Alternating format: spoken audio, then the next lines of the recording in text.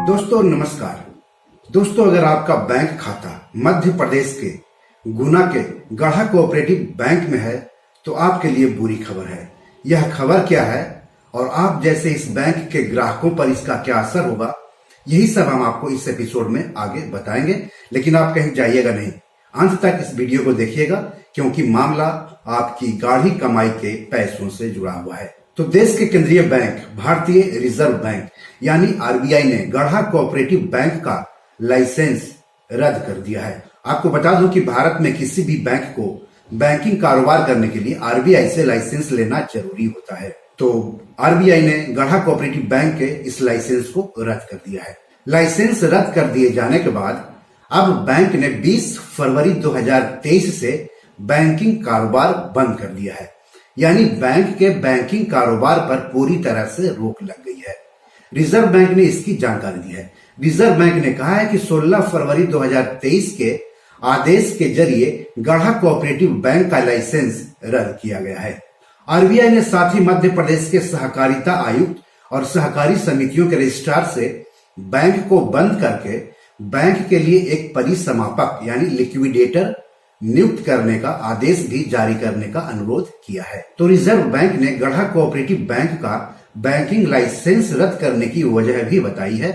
तो आप भी वजह जान लीजिए। इन 5 कारणों से बैंक का लाइसेंस रद्द किया गया है। पहला, बैंक के पास पर्याप्त पूंजी और आय की संभावना नहीं है। दूसरा, बैंक मौजूदा कानून के कई प्रावधानों का पालन करने में नाकाम रहा है। तीसरा, बैंक को जारी रखना उसके जमाकर्ताओं के हितों के प्रतिकूल है।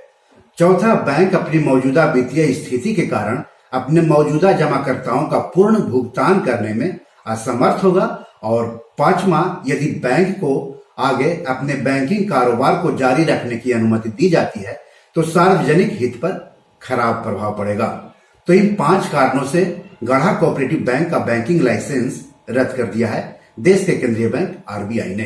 रिजर्व बैंक ने आगे कहा है कि बैंक का लाइसेंस रद्द कर देने के बाद गढ़ा कोऑपरेटिव बैंक को तुरंत प्रभाव से बैंककारी विनियमन अधिनियम 1949 की धारा 56 के साथ पठित धारा 5B में परिभाषित बैंकिंग कारोबार, जिसमें दूसरे काम के अलावा जमा राशि को स्वीकार करना और जमा राशि की चुकौती शामिल है, पर रोक लगा दी गई है। बैंक के ग्राहकों का कितना पैसा वापस मिलेगा? बैंक तो बंद हो गया। ऐसे में अब सवाल उठता है कि बैंक के खाता धारकों को क्या पूरा पैसा वापस मिल सकेगा या पैसा गंवाना पड़ेगा? तो इसके जवाब में आरबीआई का कहना है कि लाइसेंस रद्द करने और परिसमापन यानी लिक्विडेशन कार्यवाही शुरू करने के साथ डीआईसीजीसी अधिनियम 1961 के अनुसार गढ़ा कोऑपरेटिव बैंक के जमाकर्ताओं के भुगतान की प्रक्रिया शुरू की जाएगी। यानी बैंक के जमाकर्ताओं को अपनी जमा राशि के पूरे पैसे अब बैंक से नहीं बल्कि निक्षेप बीमा और प्रत्यय गारंटी निगम यानी डीआईसीजीसी से मिलेंगे। परिसमापन के बाद हर एक जमाकर्ता को डीआईसीजीसी अधिनियम 1961 के प्रावधानों के अधीन निक्षेप बीमा और प्रत्यय गारंटी निगम यानी डीआईसीजीसी से अपनी जमा राशि का 5 लाख रुपए की मौद्रिक सीमा तक की जमा राशि बीमा दावा राशि का अधिकार प्राप्त होगा। यानी 5 लाख रुपए तक ही किसी भी ग्राहक को मिलने की उम्मीद है, भले ही बैंक में उनके कितने भी अकाउंट हो और उन अकाउंट में चाहे कितना भी पैसे क्यों न हो। कहने का मतलब है कि अगर बैंक में किसी का 10 लाख रुपए जमा है तो उसे केवल 5 लाख ही मिलेंगे, बाकी के 5 लाख भूलना होगा। अगर किसी व्यक्ति का 6 लाख जमा है तो उसे 1 लाख भूलना होगा और अगर 7 लाख रुपए जमा है तो उसे बाकी के 2 लाख रुपए भूलना होगा। आरबीआई का कहना है कि बैंक द्वारा दिए गए डेटा के अनुसार 98.4% से अधिक जमाकर्ता डीआईसीजीसी से अपनी पूरी जमा राशि प्राप्त करने के हकदार हैं। दोस्तों सवाल तो यहीं पर उठता है। सवाल है कि बैंक के जो बाकी 1% से अधिक जमा करता है उनको उनका पूरा पैसा क्यों नहीं वापस मिलना चाहिए? क्या उन्होंने बैंक में पैसा रखकर कोई गुनाह किया है या फिर किसी भी बैंक में पैसा रखना ही गुनाह है? क्योंकि सजा तो गुनहगारों को दी जाती है, जुर्माना गलत काम करने पर लगाया जाता है, लेकिन बैंक के जिन 1% से ज्यादा लोगों को उनका पूरा पैसा वापस नहीं दिया जा रहा है वो तो बेकसूर है, बेगुनाह है। उनको किस काम की सजा दी जा रही है? मेरे हिसाब से आरबीआई को बाकी के 1% से अधिक जमाकर्ताओं का भी ख्याल रखना चाहिए। उनके पूरे पैसे का क्या होगा? उनका भी पूरा पैसा उनको वापस मिलने चाहिए। आरबीआई, केंद्र सरकार, राज्य सरकार को इस बारे में गंभीरता से सोचना होगा। बैंक ग्राहकों को भी एक प्लेटफॉर्म पर आकर सरकार से इसकी मांग करनी होगी। सरकार और आरबीआई को बैंक के लाइसेंस रद्द होने या डूबने की स्थिति में सभी बैंक ग्राहकों के पूरे पैसे वापस दिलाने के लिए कानून बनाना चाहिए। ये कैसा कानून है जिसमें दोषियों और जिम्मेदार लोगों के खिलाफ सख्त कार्रवाई के बजाय उन लोगों के खिलाफ कार्रवाई की जा रही है जिन्होंने अपनी मेहनत से कमाए पैसों में से पाई पाई जमा करके बैंक पर भरोसा करके उसमें पैसे जमा किए थे। दोस्तों, अब गढ़ा कोऑपरेटिव बैंक के ग्राहकों को पैसे वापस लेने के लिए परिसमापक यानी लिक्विडेटर से संपर्क करना होगा। परिसमापक जमाकर्ताओं की राशि के हिसाब से लिस्ट बनाता है, बैंक की संपत्ति की लिस्ट बनाता है, जमाकर्ताओं को कितनी रकम वापस करना है उसकी लिस्ट बनाता है और उसे डीआईसीजीसी को सौंप देता है। आपको बता दो कि गढ़ा कोऑपरेटिव बैंक की खराब आर्थिक स्थिति की वजह से आरबीआई ने 23 फरवरी 2021 के निर्देश द्वारा 24 फरवरी 2021 के कारोबार की समाप्ति से पहली बार 6 महीने के लिए प्रतिबंध लगाया था।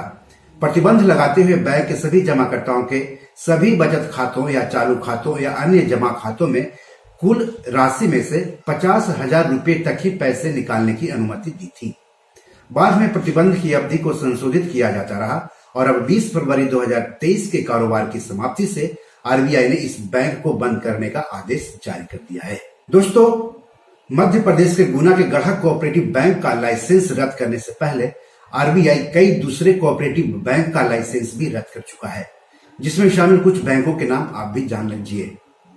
महाराष्ट्र के सोलापुर स्थित दी लक्ष्मी कोऑपरेटिव बैंक का लाइसेंस रद्द किया गया है। कर्नाटक के विजयपुर स्थित डेक्कन अर्बन कोऑपरेटिव बैंक का लाइसेंस रद्द किया गया है। महाराष्ट्र के पुणे स्थित रूपी कोऑपरेटिव बैंक का लाइसेंस रद्द किया गया है। महाराष्ट्र के पुणे जिले के चिंचवड़ स्थित श्री आनंद कोऑपरेटिव बैंक का लाइसेंस रद्द किया गया है। कर्नाटक के दावणगेरे जिला स्थित मिलत सहकारी बैंक का लाइसेंस रद्द किया गया है। कर्नाटक के बागलकोट के दी मुधोल सहकारी बैंक का लाइसेंस रद्द किया गया है। उत्तर प्रदेश के कानपुर स्थित पीपल्स कोऑपरेटिव बैंक का लाइसेंस रद्द किया गया है। महाराष्ट्र के जालना के मंठा अर्बन कोऑपरेटिव बैंक का लाइसेंस रद्द किया गया है।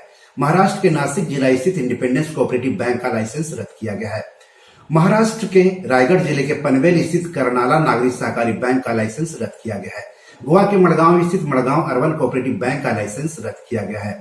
महाराष्ट्र के लातूर स्थित doctor Shivajirao Patil Nilangekar urban cooperative bank का लाइसेंस रद्द किया गया है। महाराष्ट्र के पुणे स्थित शिवाजीराव भोसले सहकारी बैंक का लाइसेंस रद्द किया गया है। पश्चिम बंगाल के बागनान स्थित यूनाइटेड कोऑपरेटिव बैंक का लाइसेंस रद्द किया गया है। महाराष्ट्र के अमरावती के वारूद स्थित भाग्योदय फ्रेंड्स अर्बन कोऑपरेटिव बैंक का लाइसेंस रद्द किया गया है।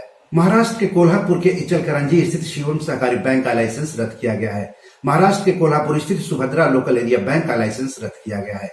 और मुंबई का सबसे पुराना कोऑपरेटिव बैंक दी सीकेपी सहकारी बैंक का लाइसेंस रद्द कर दिया गया है। 1915 में इस बैंक की स्थापना हुई थी। तो इस तरह से दोस्तों देख रहे हैं आरबीआई किस तरह से कार्रवाई कर रहा है कोऑपरेटिव बैंक को लेकर के। कब बैंक बंद कर दिए जा रहे हैं, कब बैंक पर प्रतिबंध लगा दिए जा रहे हैं, कहना मुश्किल है। इसलिए किसी भी बैंक में आप खाता खुलवाने जा रहे हैं या फिर बैंक में खाता है तो उस बैंक के प्रदर्शन पर, उससे जुड़ी खबरों पर नजर रखें, क्योंकि पैसा आपका है और नफा नुकसान आपका होगा। तो बी योर मनी मैनेजर में आज इतना ही। धन्यवाद, नमस्कार।